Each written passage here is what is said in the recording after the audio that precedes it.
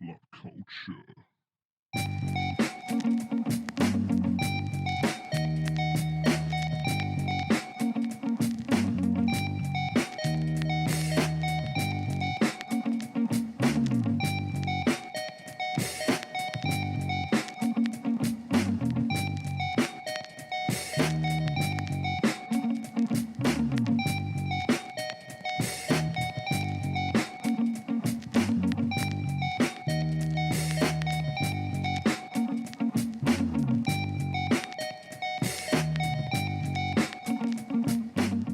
I thought maybe you were trying to like get some insight on the rest of the band, and I was gonna be like, "Fuck them, they're all losers," Ooh, little salt thrown there. Ooh. I mean, it was full sodium salt. Ooh, in fact, actually, like McDonald's French fries. No, obviously. Yeah, it's just a joke. You're catching what is the end of what's the end of a really good interview. What intended to start out as taking 10 minutes of his time turned into close over an hour actually of us just talking. Yeah, that was, I didn't expect that. Like, so big shout out to James, man. Thank you. Absolutely. That was super cool. I mean, yeah. I honestly, I thought you were kind of like messing with me when you were like, yeah, man, he's going to talk to us. Like, it's going to be cool. And I was just like, right. I was like, man, Juice is getting catfished. I was like, he's being lied to. They got him again. I was like, he's being lied to. And then, man, then y'all called me today. I was like, it's real? I was like, he's in there. I'm a naysayer. What's wrong with me? He, so for you all watching, the interview is going to be following this. Yeah, we'll try to keep this short because the interview went a lot longer than we expected. Again, thanks, man. James was, he's in the middle of a trip. He's traveling to Minnesota, and he took his time and allowed us to talk to him while he was driving. So what you're going to see is him driving, and at some point, for whatever reason, he enjoys talking to us enough to pull over and make his 10-hour drive longer to sit and talk to us in a gas station parking lot. Yeah, I started feeling bad. I was like, man, he's been sitting here forever. I was like, we got to let him go. I was like, I started feeling so bad. I was like, man, we are holding this guy up. It was pretty cool, though. We didn't do your typical, some of the questions were kind of typical because, like, Juice just really wanted to ask a few questions that he normally doesn't get to talk to people. But you get to see a different side of a musician that, like I said, I think I said in the interview, it's refreshing. So it's pretty cool. It's like you get to hear somebody that's, not just talking about music the whole time. You get to see a little bit on the inside. Right. And to answer a lot of people's curiosity, yes, we talk about the meme. The meme is in there very briefly, but everybody, I feel like, is over it at this point, including the members of Harm's Way. Yeah, you don't have to tag them anymore. They get it. Yeah, we do talk about it. We talk about, the band. And surprisingly enough, we talked about basketball for a long time. A lot of basketball. So anybody that watches this that is a sports fan, you're going to enjoy this episode. Yeah. I'm not even a sports fan, and I had a good listen. Like, I just kind of shut up and listened. I was like, this guy's interesting. I was like, it was cool insight.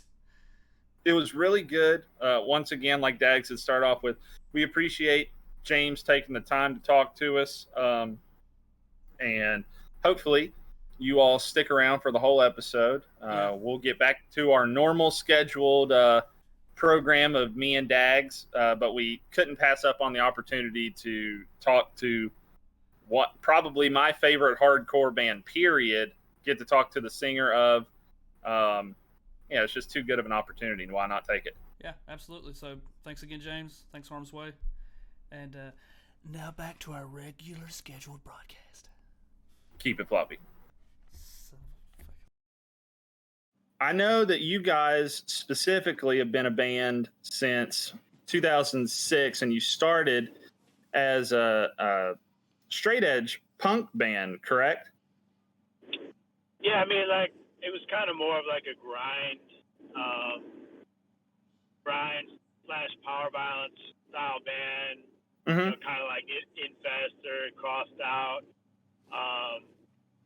And, the Straightedge label, when we first started, was definitely a bigger part of the band than it is now. But you know, we still consider ourselves, you know, I'm still straight edge. All of the people who originated in the band are still straight edge, so it's still, you know, part of the band on some level.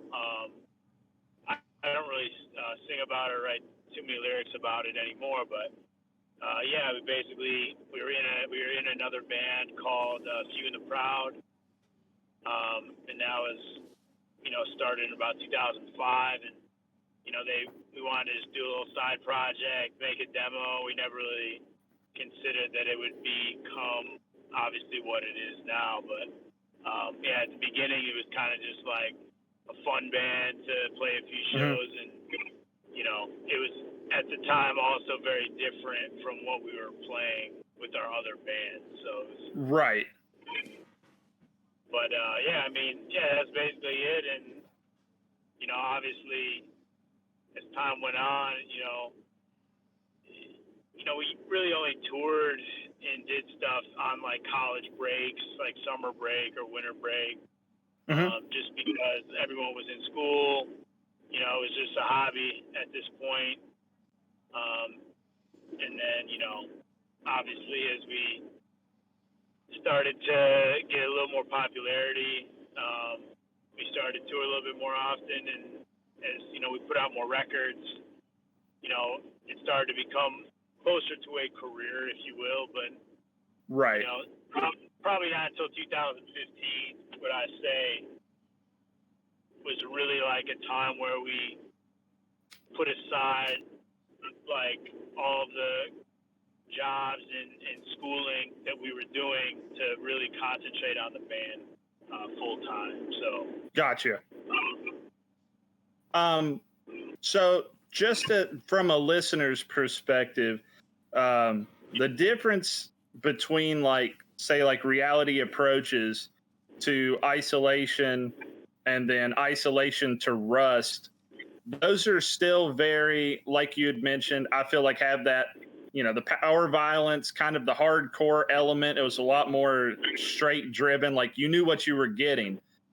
Whereas when Post-Human came out, you started to really introduce like a lot of the industrial element and kind of a little bit of sort of cleans certain parts of songs. So with that industrial influence, I believe I've seen you guys play like a billion times where you're wearing like 9-inch nails and stuff like that. How big was that industrial element kind of an influence on you guys wanted to transition into adding that to what you were doing? I mean, so basically, I mean, if you listen to Isolation, and then the EP that followed that was Blinded and Rust, we actually had some industrial elements on all three of those releases. So it was kind of a natural progression of building upon that. I mean, because Rust had a lot of transitions that were industrial, and Isolation obviously was before that, had a full industrial song, and I think we just wanted to add more dynamics to the newest record, just because we've been a band for 12 years now, and you know, as you write more music and you start to, you know, I don't know how many shows we've played, probably 2,000, 3,000, I don't even know, but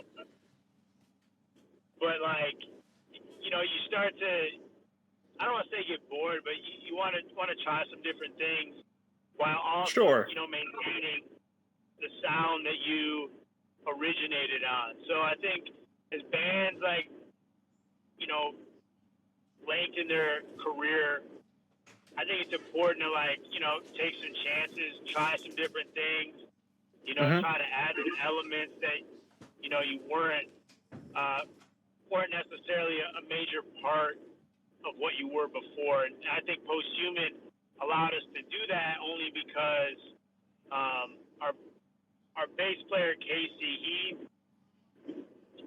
really wasn't a part of like the writing process at all until like the end of Posthuman. So I guess he wasn't officially in the band till like 2018. So it was a lot. So when we brought him into the mix, you know, he's very knowledgeable about a lot of electronic stuff, and he's really able to kind of help us and build upon the ideas that we had. Like before, we wanted to add electronic things, but we really didn't know how, and so we'd have to wait until we got into the studio. Gotcha. Sometimes it would be, you know, in the studio, sometimes that stuff's just kind of thrown together. It's not really thought out as well as you'd like it, you know, whereas now we have the capabilities to write actual electronic songs using like programming and, you know, different types of synthesizers if we want or whatever. So, you know, I think it just opens up the door a little bit more. So, I mean, that was kind of what we were trying to do with Posthuman, and what we will continue to build upon for the next record for sure. Yeah, that makes sense. I mean, when you get into the studio, I mean, that, you know, that's time is money there. So you can't really spend the time that you'd want to focusing on that, as to where now, like you said, you can build into it and be ready before you go to the studio. Yeah, absolutely. Yeah. That kind of segues into like another question that I had in that direction, was that obviously with the craziness that's going on, you know, with COVID-19 and whatnot, how has that affected your all's ability to write for your next record? Are you guys still able to get together and get ideas across, or are you doing it, you know, kind of electronically and sending ideas back and forth, or how does that go about?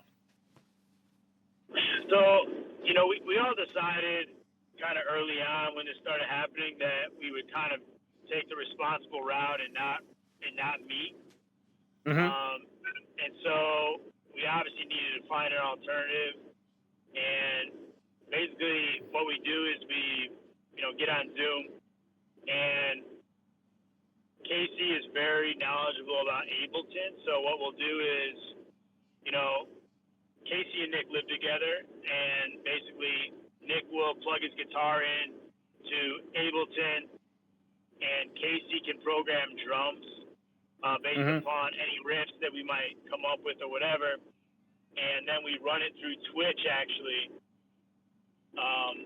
to play it back, because when you use like programs like Skype or Twitch, if you play music, it doesn't really come through that well. So if you do a Twitch stream and run the Ableton directly through Twitch, we actually can hear like exactly what's being played. Okay. And so we've actually probably wrote about 8 songs. Oh wow! Because we've been able to spend a lot of time doing it, because almost everybody in our band is not being able to work right now. So it's we basically will spend 4 or 5 hours, you know, a night sometimes writing songs. And it's funny to say, but it's actually probably made us more productive, because it just kind of, I don't want to say it forces you, but like there's not much else to do. So you're constantly thinking about music and reorganizing and listening back, and like, whereas sometimes when you're physically at practice, a lot of time is wasted talking, and a lot of time, you know, you're setting up drums, or people are playing guitar when they're not supposed to, you know, so there's just like a lot of distractions, you know, so when we're on Zoom, it's like mostly about taking care of business, and it's actually been a really big step to writing our next record. So we're hopefully looking to record sometime, you know, before the year's over, so we could have a new record out 2021. So that's the plan. Very cool. Very cool. Dags, do you got something, or do you want me to ask another question and then you piggyback off of mine? I've never thought about using Twitch to kind of like relay ideas like that. That's pretty ingenious because, I mean, yeah, of course, a streaming platform would have like one of the best, connections you could make to share that idea. That's what their servers are basically designed to do. It's genius. Yeah. We Dags and I both me and him have been friends forever, and we played respectively in our own bands locally here in like I mentioned to you before, we're from West Virginia. We're based out of Charleston. Well, sort of based out of Charleston. I live in the sticks, I ain't gonna lie. He's pretty well right there. So we both have tried to, during this time, we write music together and stuff, and a lot of times, like you just said, it's been sending video ideas back and forth to one another. And I'm with him. I never would have thought about Twitch being a platform to go to be able to do that in live time, as opposed to just sending a video that you recorded. Right, yeah, that's pretty smart. Sure, yeah. Might have to steal that. Yeah, I mean, to be honest, well, because, like, obviously you could get on Skype and play guitar, but, like, because of, like, I don't know if they have, like, sound breakers or noise, like, I don't know what do you call it, like, they don't allow you to go over a certain amount of decibels. Oh, yeah, the like, yeah. So, like, if you can't, like, for us, like, if you start playing, like, the sound just doesn't come through at all very well. Mm-hmm.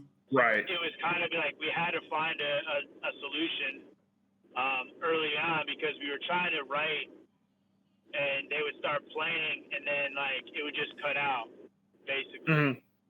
Where I could only hear them talking. I couldn't hear the music. So,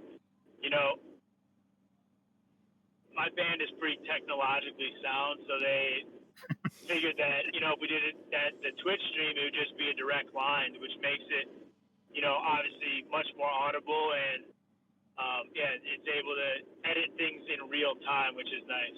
That's cool. Sure. So we had mentioned this before, just chatting back and forth, and I think the both of us, as well as you, we'd rather just get the elephant out of the room. The virility of the infestation meme blowing up. What has that done for the band in terms of, like, your searches? Have you seen a blow up on, like, Spotify or anything? To be honest, like, I mean, aside from, like, people sending it to me every 5 minutes, thinking it's something new. Right. I mean, to be honest, I was surprised. Like, we had put up some new merch, not really thinking that, it was just old designs. Like, we hadn't put new merch up in a while, and right. Like, I think all the stuff we had up there sold out in, like, an hour or something. Oh, that's awesome. That was kind of the first time where I was like, what the fuck? Like, well, only because, like, I don't know, like, the meme, to me, that is, like, old news, because that came out 5 months ago. Like, that original meme was, like, a Shania Twain song that someone had put over that part, and the Office song. Oh, yeah, I've seen that one. Those are the only two that existed, prior to this, like, resurgence of it. Right. And, that was, like, 5 months ago. So, when people started showing me this, I was like, oh, I've already seen this, Right. But, like, obviously, since nobody has anything to do, Yeah. it kind of was like, it kind of blew up for a second. And, it's pretty funny, in my opinion. Just because, I don't know. It's goofy. I mean, I don't care as far as, like, whether it's making fun of it or not. I mean, some people seem like they are, some people seem like they aren't. I mean, I don't Right. really, it doesn't matter to me really, but you know, I don't run the socials, so I don't know what the socials have been like as far as, you know, additional, you know, followers or just additional listeners on Spotify or anything like that. Like, I don't really follow that stuff that often. But Gotcha. the only thing I'm directly involved in is we run our own merch store, so I know, you know, how much things we are selling because I send them out. So That's cool. At least it ended up in some sales. Like that's awesome. yeah, that's good, I guess. Yeah. I was at least 2 of those T-shirt sales were me, man. I saw when you put up the old shit. I think I picked up the hoodie and I picked up the isolation shirt. I'm pretty sure. Sweet, man. Yeah. So as soon as I saw that, I was all over it. Anybody, I feel like if they're not familiar, like with you off the top of their head, I'd say the funniest thing that I've seen come of it was, I believe it's like a Bill Nye one. And it's like when your science teacher comes in, and anybody that knows you or at least knows something about you knows, you know, that you teach or substitute teach. So the fact that worked out so well. Yeah, I like that one too because it was just kind of like a double meme for me in relation to like what my life is. So yeah, I mean, as a whole, I just look at it as like a fun thing that people Sure thought was entertaining, and you know, if it made someone laugh, you know, that's probably what we need at this time anyway. So absolutely, it's power positivity right there, man. It's probably been great for the psyche right now.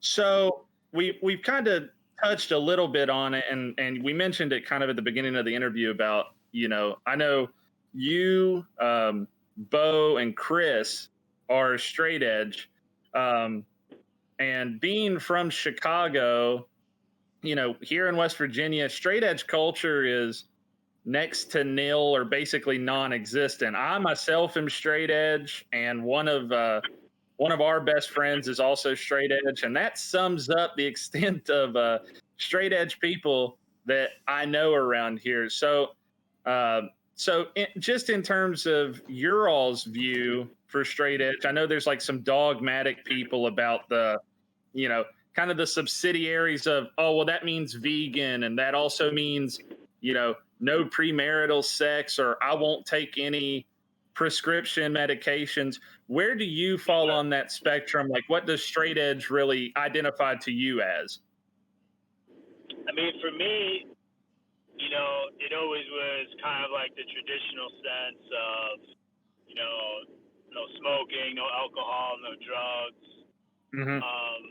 But as I've gotten, I mean, as you get older, you know, obviously, I think it's ridiculous to say, like, I'm not going to take painkillers if you have, you know, surgery or, you know, right. If like I had friends before who wouldn't take Novocaine, you know, to get cavities and shit like that. I mean, to me, wow. I mean, that's not what straight edge is about. It's not about not taking drugs.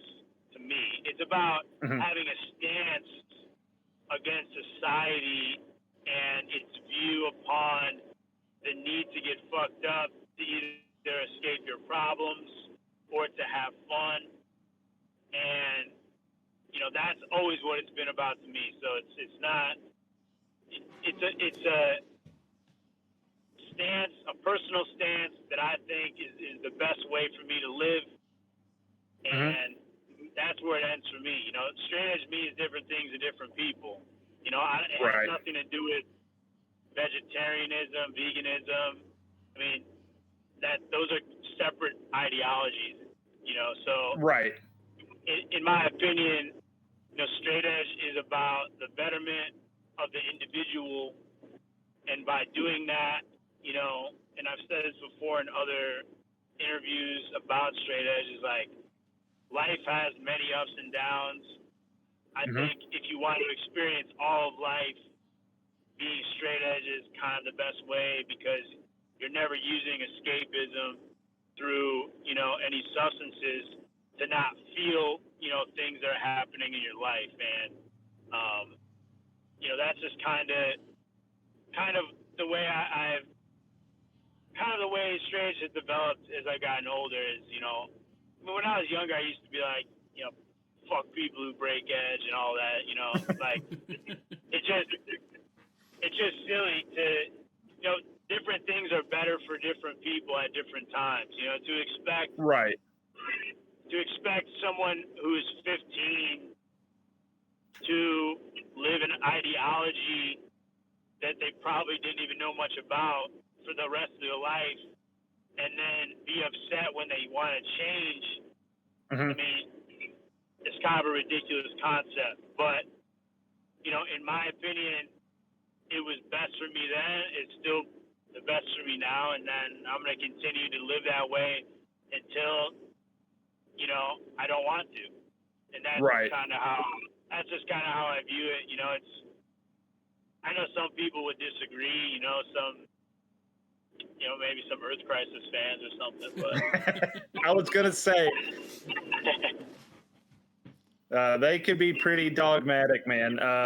And truthfully, some Minor Threat fans, man, like Minor Threat's what brought me to straight edge back when I was like, I don't know, 11 or 12 years old, and I've been edge ever since. But, you know, you talk to Ian, like I talk to Ian, but if you see interviews with Ian, you know, he seems to be more like almost embarrassed at what's happened with the straight edge culture, that they were just songs he was writing about that he was pissed off. Yeah, I mean, at the time, you know, I guess being a punk was in opposition to what was going on in society. But being a punk also came with, you know, getting fucked up, taking a lot of drugs, kind of being like a degenerate, you know? Like, that's just kind of the lifestyle that, like, being a punk was, like, you know, in the early 80s. So, from what I understood, I always thought that, like, Ian MacKaye kind of started that movement as being, like, a punk of the punks, you know? Like, yeah, really.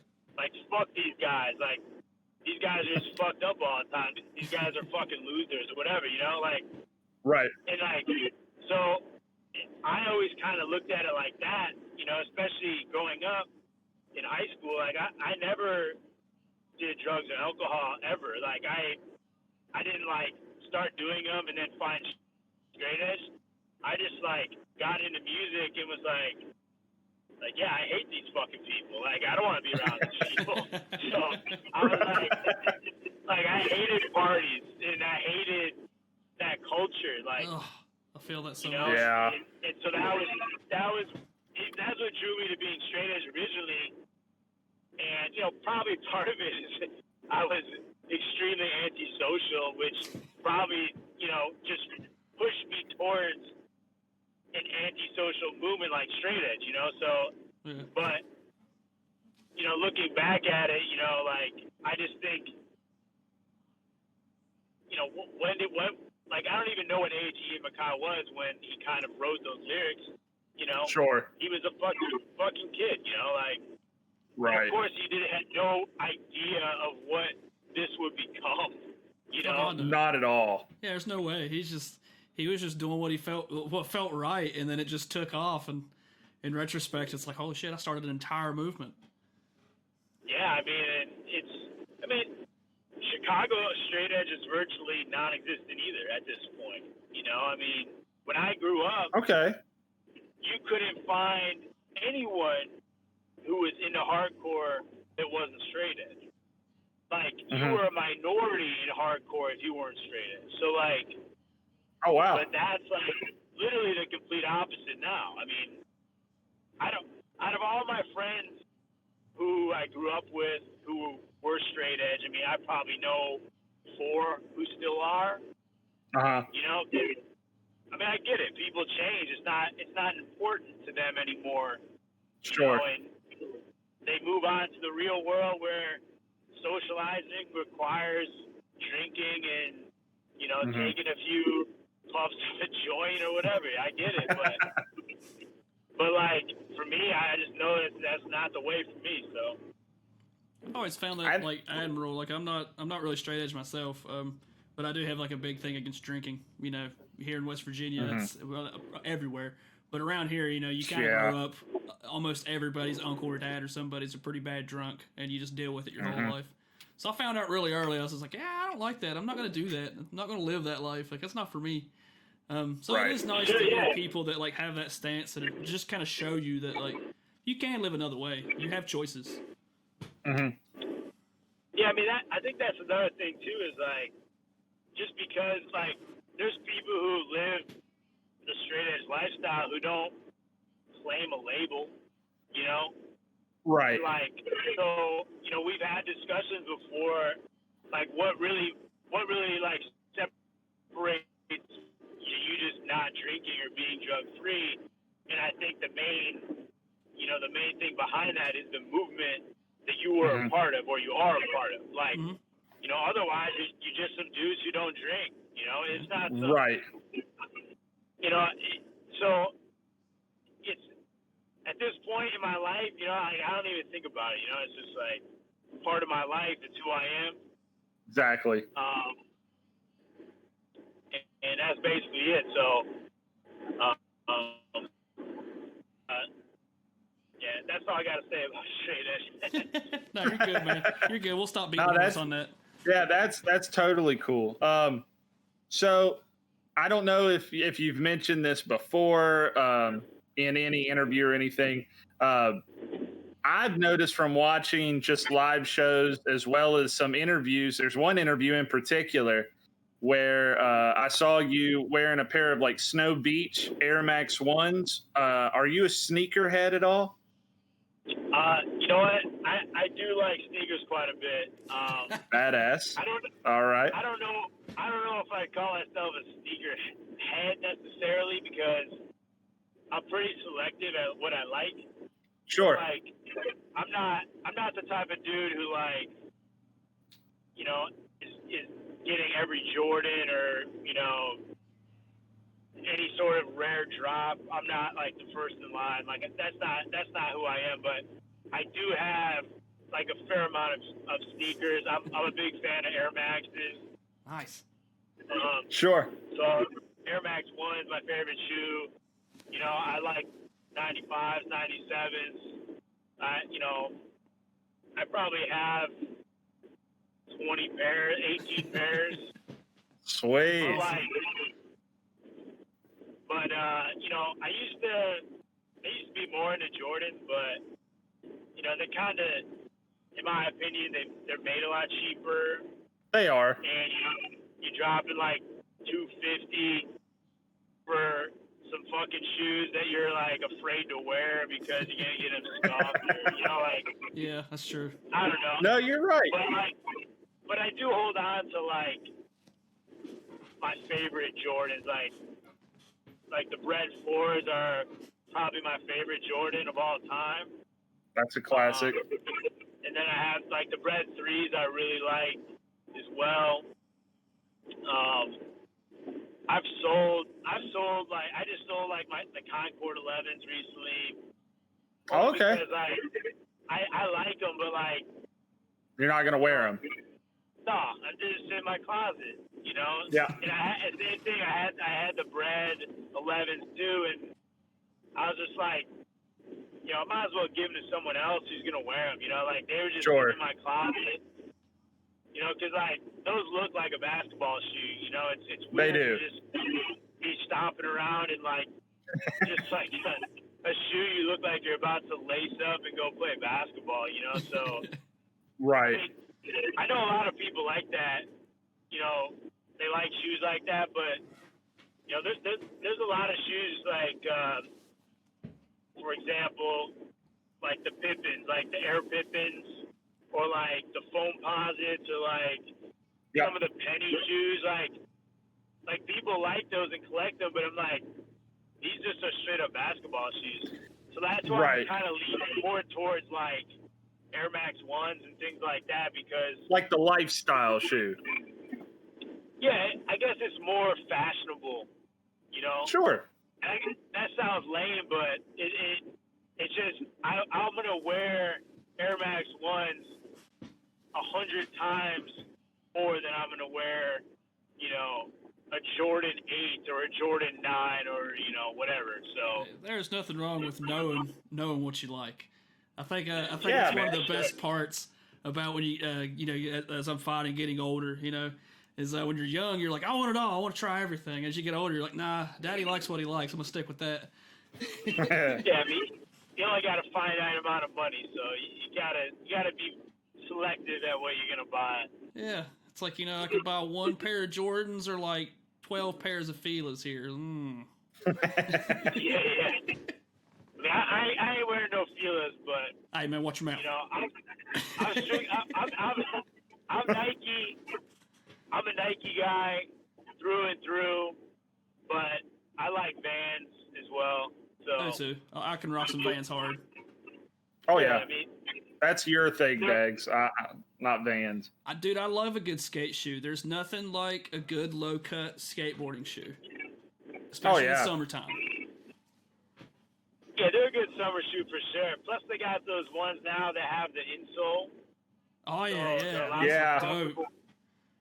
It's like before I'd wear Vans in the summer, and like after week 1, I'd have like plantar fasciitis because it's so flat, you know. Right. Yeah. Right. But there are some Jordans, you kind of touched on it, that like some of them are perfect lifestyle crossover shoes. Like I feel like the 3, the 4, the Jordan 1, I kind of think the 10 is also a really good crossover shoe because, that was technically his first season back in the NBA post baseball, but that shoe came out while he wasn't playing. So it didn't have basketball in mind necessarily. yeah, I mean, like if I had to run through the Jordan like lineup, Mm-hmm. I would probably go, 4 is number 1, 3 is 2, probably 5's 3, and then I really like 6's and 7's as well. I don't know which one I would take, and then I wasn't a big 1 guy, but after watching Last Dance, I've been trying to get a pair just because it kind of pump me up, but honestly, like, aside from 11s, I don't like any Jordan. Like, I don't like 2s. I don't like, Nah. even the 8s. I'm not into, with the straps. 9, Right. 10, and then like 12 and 9. I mean, you might as well throw those in the fire for me. Like I want no part of that. That's awesome. I've got for Jordan wise, man, because you bring us perfectly right into something that we did want to cover with you. That being obviously you're Chicago. I know that you've got I'm not going to assume, but I guess I would say I assume you're a Bulls fan, correct? Yeah, man. Always ride hard for the Bulls for sure. Badass, right there with you, as you can tell here, and I'm also a Blackhawks fan, so like I feel like a somewhat Chicago native in the sense of my sports affiliations. Sure. I love the Bulls even when they suck, which has been basically since Derrick Rose left. Yeah. And even then, that they were kind of terrible then too. But with The Last Dance, I noticed that for me, I was always into collecting Jordans, but The Last Dance has made me want to get like at least a Jordan from every championship. And right now I've got infrared 6s, Marvin the Martian 7s, the playoff 8s, and I think I have the bread 12s, but I don't have an 11 or the 13 or the 14. So I gotta work those out. But for you being Chicago, have you been watching The Last Dance, like looking forward to it religiously? Yeah, I had been waiting for a Bulls or / Jordan like ESPN 30 for 30 for since 2005. Right. Or a documentary. I mean, 30 for 30 probably hasn't existed that long, but I couldn't believe that there wasn't something, because of how important, I mean, even people who don't even give a shit about basketball, that shit meant something to a lot of people. Oh, yeah. Either from a culture perspective or a sports perspective. So, when I heard that this was coming out, and then on top of it, that it was going to have unreleased footage never seen before, I was really excited, because, it was just something that, I truly love, and was such a big part of my childhood. So, right. And I fucking love basketball. It's my favorite thing. Pretty much. Badass. Believe it or not, sports are probably, I like sports probably more than music. In a lot of ways, just because, sports were first. Music was always a part of my life, but sports were always kind of a main focus of my life for the majority. So, gotcha. Basketball is one of my favorite things. So, Last Dance, when they decided they were going to release it earlier, I was really, really happy with that. So, I've been staying tuned every Sunday. I'm gonna have to actually probably catch the last 2 episodes on tape, because I'm actually on my way to Minnesota right now. So, okay. But we're definitely, it almost gives you chills, watching some of those things and kind of stirring up some memories, from all those years, and you kind of forget, how much time you spent watching the Bulls, and how much Jordan meant, to someone as a kid. Oh, yeah. Because I was, early championships, I was probably a little too young. I remember getting a lot of Bulls gear and stuff for Christmas in '93, but and I have this Jordan plaque of when he retired in it was from '94. So pretty much then until he retired from the Bulls, that's all it was. It was just all Jordan all the time in Chicago. Right. So, but yeah, I mean, what do you guys think of this? You guys been watching it at all? Well, for sure, me being a Bulls fan, Rodman is my favorite player of all time. So when the Bulls picked up Rodman, I was, I don't know, 5 or 6 years old, somewhere around there. And the dude was incredible. I mean, nobody holds a stat line quite as unique as what Rodman's is. He's the best defender of all time, in my opinion. So The Last Dance, especially episode 3, I was really looking forward to because of Rodman. Now, Dags, on the other hand, Dags, who's your favorite team? Well, I have to go with the team that supported the silhouette of the NBA there, the Lakers.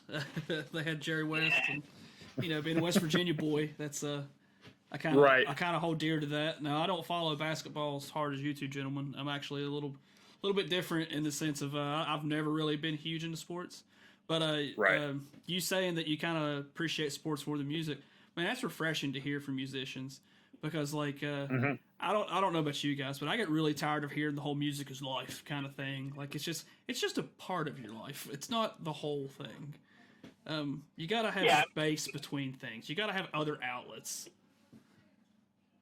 Yeah, absolutely. I mean, it's like, music obviously is very important, and I think it does really help, engage people and help them change, or maybe help them better their lives in some way. But, if that's all you do, I mean, even saying, like, if you only do one thing your whole life, I think you're missing out on a lot, so. Absolutely. Oh, big time. To just say, like, I only do this or I only do that, I try to get a little taste of everything. I know what I like. Yeah. But it's important to, like, have other things than just one particular thing. And I think part of it too is because my life is so, involved in music all the time, touring, shows. Oh yeah. Like, sports is like kind of an escape from all that. Yeah. Oh yeah. Yeah, man.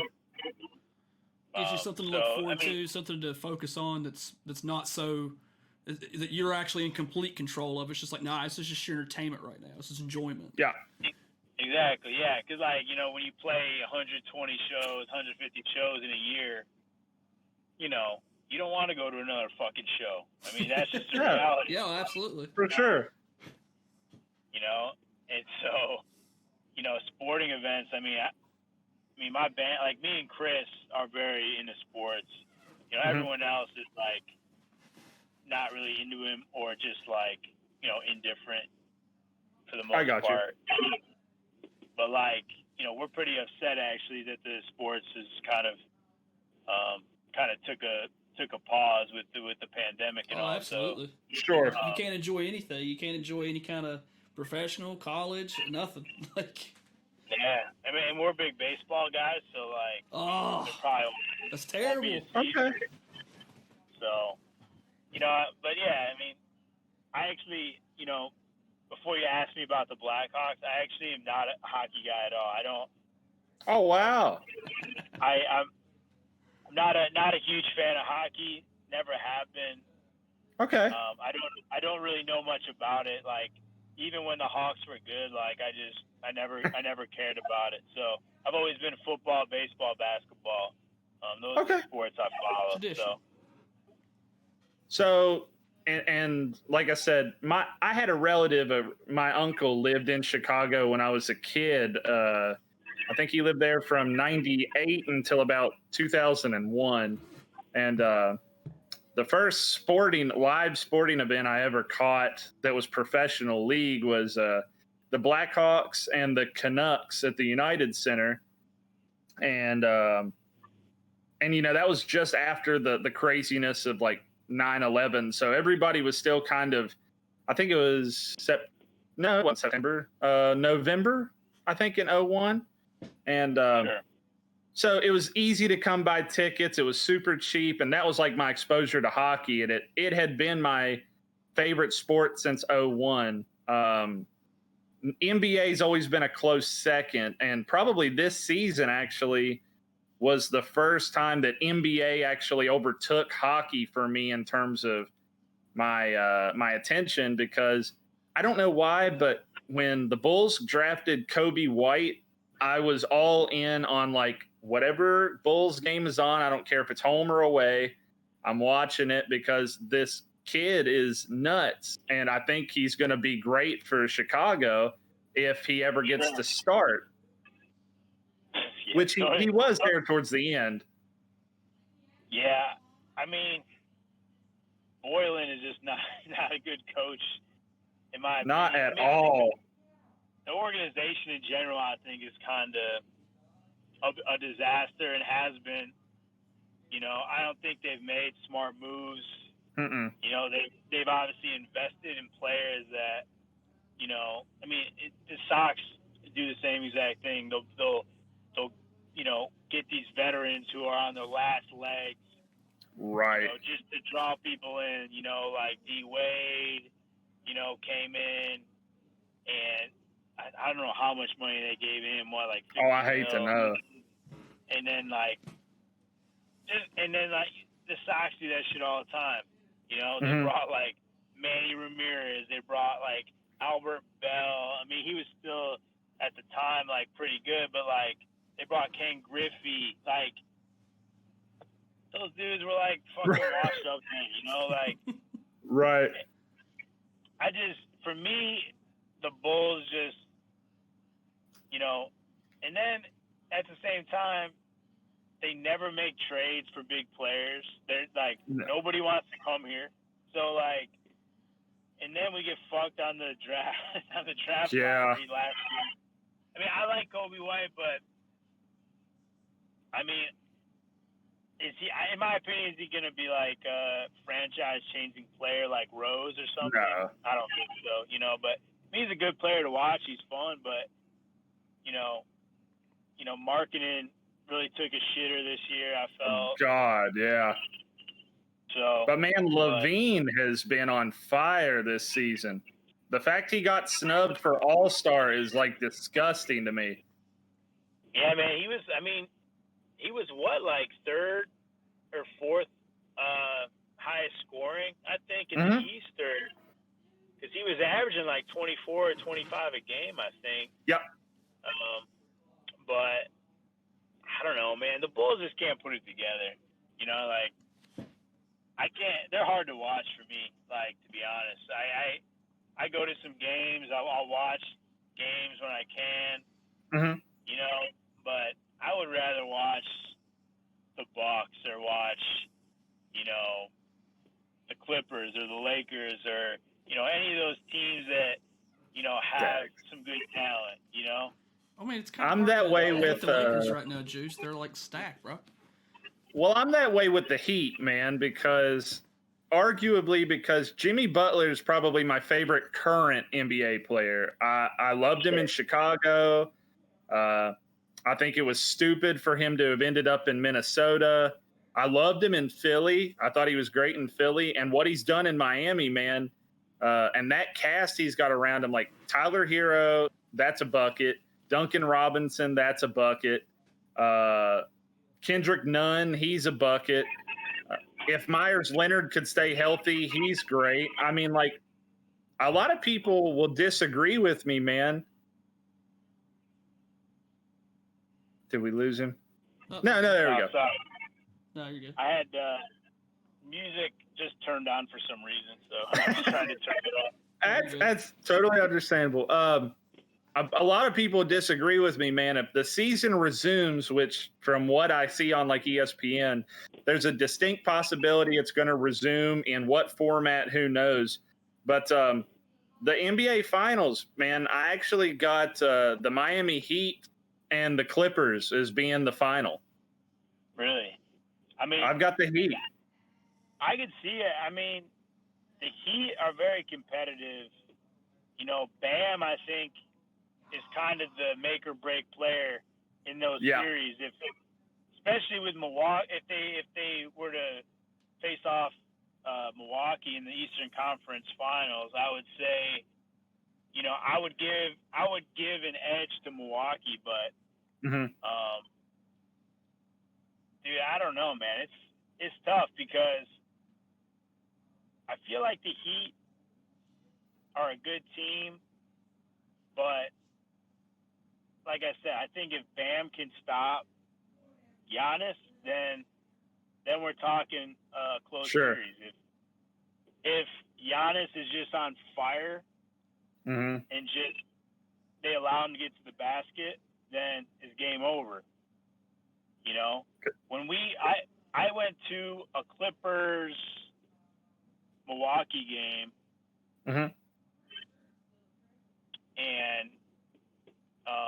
it was like, you know, it was pretty exciting, but you know, it was an embarrassing blowout. You know, and Giannis just fucked up the Clippers. So is that going to happen in a 7-game series? Probably not, but probably not. So yeah, I would give the edge, like, because I think the Clippers could beat the Lakers in a you know, to get to the final. I think Kawhi is just, to me, Kawhi has the killer mentality. I think LeBron, I mean, the season he's having or was having, you know, I mean, it's close to MVP caliber, but I mean, I just got to look at that bench. You know, the Lakers bench is not good. It's just like, what, you gonna fucking call in Rondo to I mean, you know, obviously they have the two heavy horses, you know, Davis and Braun, but it's, you know, I'm not really convinced that in a 7-game series versus an incredible team that they're going to be able to last. So, you know, but I agree with you, man. I don't think so. Especially, I mean, you take the Clippers out of the equation with the Lakers. I mean, you referenced Rondo, but like to me, the biggest joke ever is you've got the likes of Jared Dudley has a bench spot on a pro team, and Jamal Crawford doesn't. I mean, I always hated Jared Dudley. Oh, I'm with you, man. That guy always gets some bullshit 3, you know, like always. You know, at the end of a quarter, you know, that guy's a scrub. But I mean, yeah, Jamal Crawford, man, that guy's always a killer, man. But I mean, I don't know how old he is now. You know, I mean, he hasn't been on a team since, I can't remember. Was it last year, or was it just this year? I think it's just this year. I think he was on. Was he with Phoenix last year? No, that's way early. That shit, man, I can't he remember. Does. I mean, because you know, I actually sometimes confuse him with a player that I think plays very similar to him, which is I forgot his name. Lou Williams. So, I love Lou Williams, man. So, you know, sometimes like I almost forget. I'm like, oh yeah, they're not the same person, even though they play kind of. They're very similar. Just very scoring and very like kind of that 6-man come off the bench. You know, but yeah, I agree. I mean, Jamal Crawford, his whole life has just been gets in, scores, gets you 12, 15 off the bench, and that's it. But yeah, Jared Dudley, not a fan. When the season halted, I believe, Jared Dudley's stat line was like he averages 0.8 points a game playing like 2 minutes out of 48. And it's like, dude, there's like Joakim Noah finally got picked up by the Clippers right when the season was kind of, you know, doing whatever they're doing right now. But there's so many people, man. I mean, Dags is, like we said, is a Lakers fan. The fact that Dwight Howard has had a great season in LA, like to make up for the shit season he had with Kobe. That's true. Yeah, I mean, they said, like, you know, he had a kind of a different mentality going back to LA. So, you know, I mean, I've never been a fan of Dwight Howard, to be honest. Same. You know, he's kind of just like a head case, you know, always kind of hoping everybody's going to bow down to him, do what he wants. And, you know, like since his Magic days, you know, he just really was an okay player. You know, he's not amazing. So I was surprised to see this late in his career that he was able to have a good impact, you know. I mean, kind of like that dual center with McGee, you know. Yeah. I mean, I think if anything, you know, those two guys would have a pretty big impact in a series in the playoffs. Probably. How well they perform, you know, would probably determine somewhat, you know, where the Lakers would stand. But we'll see. We probably never find out. Not anytime soon, that's for sure. I feel like the clinch in the West, not because it's just the hot tippet thing, you know, but I feel like the clinch is the Clippers just based off of depth. Yeah, I mean, yeah, the Clippers, I don't know. I've watched them play a lot this season. I mean, it's just tough. I mean, when you got two guys. I mean, like I said, I think Kawhi in general is just a killer. And He then is. when he can kick it out to Paul George, I mean, that's just tough. That's tough. And then you got Montrezl Harrell. Mm-hmm. You know, you got Lou Williams. I mean, those guys come off the bench. Right. You know, like, that's crazy. So, I mean, I just think, yeah, I think the depth, I think you sacrifice depth, Anthony Davis. Mm-hmm. I think in playoffs, I think that has a negative impact on the Lakers. That's just my opinion, but I feel you, man. There's actually, just quick that you brought that up. There's a rumor ESPN had circulating around that Anthony Davis, the best team that has a chance of getting him, is actually Chicago in free agency. I don't believe it. As a Bulls fan, I'm sure you look at it the same way, and it's like, bullshit, I'll believe it when I see it kind of deal. Yeah. And truthfully, man, I don't know if I want him. I mean, you'd probably get rid of everything. Levine's gone. That's what would be part of that deal. Well, if they make the deal, if they got him in actual free agency, I don't know how much cap space they'd have to clear for that to make it work. Sure. I can't remember what the Bulls situation is as far as that, but I don't know. Especially with their big shakeup that they've got with the new general manager and new vice president of the basketball operations. Yeah, I like how they did that. When no one's fucking paying attention, they kind of just like, see you later. Oh, yeah. They got you watching this hand while this hand's doing the work. Right. Yeah, which I'm glad, but like, I mean, I don't really know much about these new guys, so we'll see. I'm not familiar. Man, we're like I said, we appreciate you giving us the time too. We're we kind of want approaching an hour. We don't want to take advantage of your generosity here. Right. We kind of want to finish up with just something that's. He and I both are, big Every Time I Die fans. Probably Dags is who got me into them. That's my all-time favorite band, hands down. That's the Violent Gentlemen when they did the Summer of Pump. Whose idea was that? I don't even know. Honestly, I'm trying to think. I mean, obviously, Every Time I Die.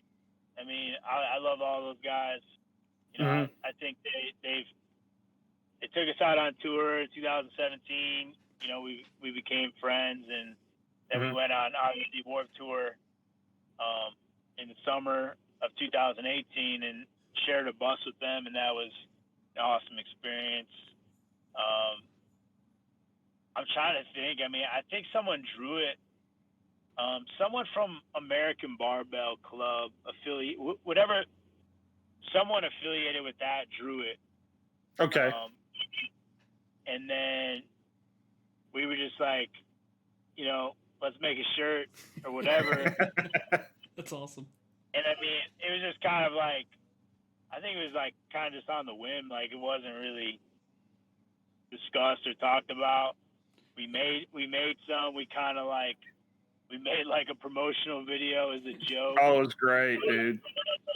And then it was just something fun. I mean, Warped Tour is, obviously a very unique thing. It was the last year, so we were just trying to have a good time. Oh, clearly, yeah, it showed, man.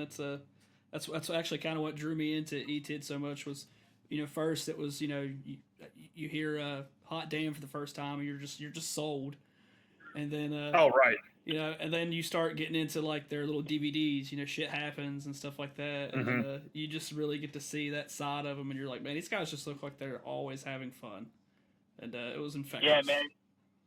Yeah, they're really good guys, and I mean, it's one band that you really want to, if you want to look up to a band, I think that's a band that's a band that has done things right and they have the longevity, you know, of being, you know, a good band and professional.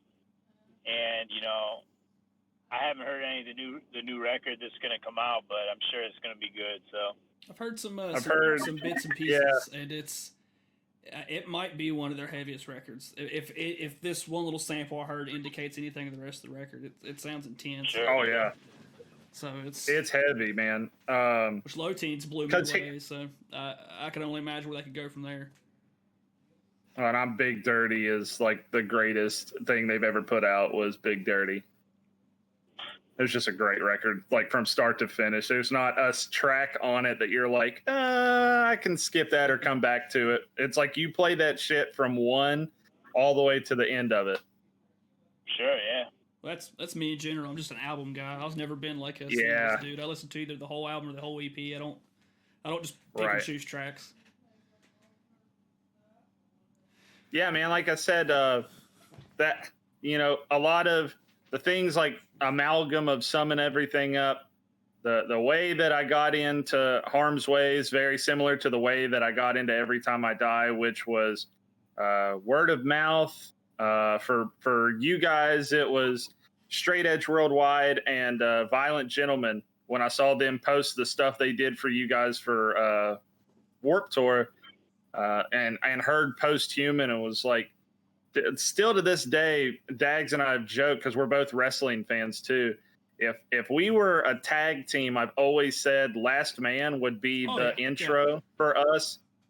Like that, like makes me want to punch something so bad instantaneously when that kicks in, dude. That's my song off of Posthuman. That's like a perfect heel tag team intro right there. He just like, man, maybe Andy should use an AEW. Oh, dude. That would be great. Well, man, we really appreciate your time. I can tell you're parked there. You're probably thirsty or need to use the bathroom, and we're being jerks. It's all good, man. We really appreciate it, man. Yeah, for sure. It's even awesome. Though half of it's fucking basketball talk now.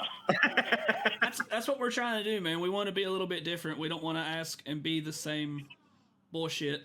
What's your favorite band? What made you want to do music? So, right. I mean, it gets redundant for sure. Yeah. I want to be That's like, what we what's the real guy like? What's he like? What besides the hardcore? Like, what's this dude into? What's he? What? Want to know more about like you as an individual, as opposed to things that are like easily attainable on the internet if they just take the time to want to learn. We're more interested in like what you as a dude likes, as opposed to what does the band like. Sure. Yeah. I'm sorry. You said what's the band like? No, he's just trying to sum up. We're more interested in just instead of trying to ask you to answer questions that for the whole band, we just want to talk to you. Okay. Just for you, man. I thought maybe you were trying to like get some insight on the rest of the band, and I was gonna be like, fuck them. They're all losers, you know. That's good, yeah. And that's how you know somebody's been in a band for a long time, when it's just like, what's your bandmates like? Fuck those guys. Fuck those guys. Yeah, I only spend half my life with them, you know. Right.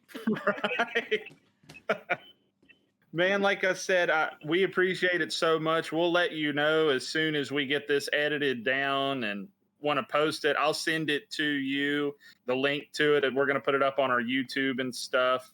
Feel free to, let us know how shitty we did or share it or whatever. Man, we appreciate you giving us time. Yeah, man. I'm sure it'll be great. Appreciate it, guys. No problem, buddy. Absolutely, man. Be careful the rest of your drive, buddy. Yeah, I will. Have a good one. Later, man.